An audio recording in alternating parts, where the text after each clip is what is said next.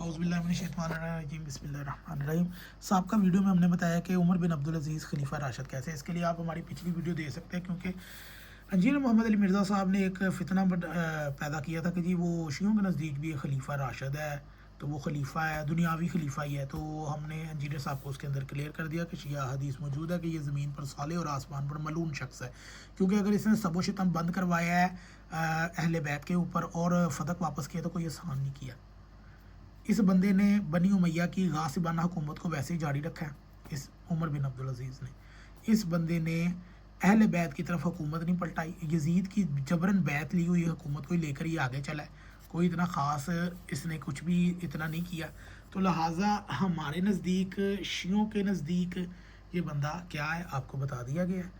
और दूसरी बात ये है कि आप शियों की रिप्रेजेंटेशन बयान करने के बजाय, आप शियों को बताने के बजाय कि भाई शियों के नज़दीक ये शिया खुद ही अपने उलमा से पूछ लेंगे।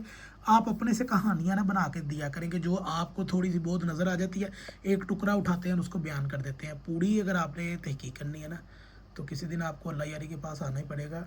उसकी आपने दुनिया में, हमने भी नहीं रहना, आपने भी नहीं रहना। बाद में आपके यही चेले चपाटे बाद में चीखें मारेंगे कि हमने तो बड़े राब्ते किए थे, ये हो जाता था, वो हो जाता था। तो उसके सारे चेले चपाटों से गुजारिश है कि भाई इसको टाइम पे ले आओ, सामने ले आए, बराए करम मुनाजरा करवा लें, आपकी मेहरबानी होगी, ताकि ये इल्मी किताबी वाला जो चल रहा है ना, इसको मुकम्मल किया जाए। वैसे तो उन्होंने देख ली होंगी आने वाली वीडियो के आप लोगों के क्या कायदे अल्लाह से मुतल्लिक।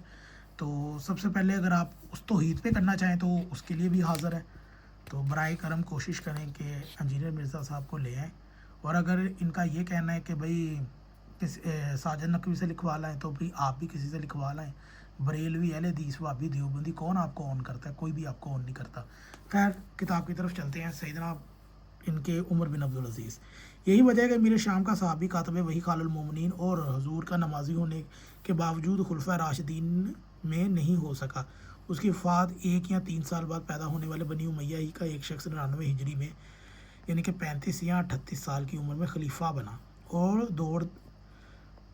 दो ढाई साल के अंदर अदल इंसाफ और रशद व हदायत पर मबनी ऐसा निज़ाम किया कि उम्मत मुसलमा बाइत्तफ़ाक़ इमाम हसन मुजतबा के बाद खलीफा राशिद तस्लीम करने पर मजबूर हो गई।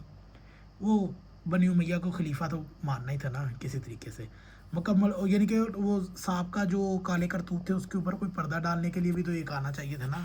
तो अहले सुन्नत को तो मौका चाहिए था। इसलिए तो आज इंजीनियर साहब जैसे उठकर कह रहे थे जी शियों के नज़दीक भी वो बड़ा काबिल एहतराम है। ऐसा कुछ भी नहीं है।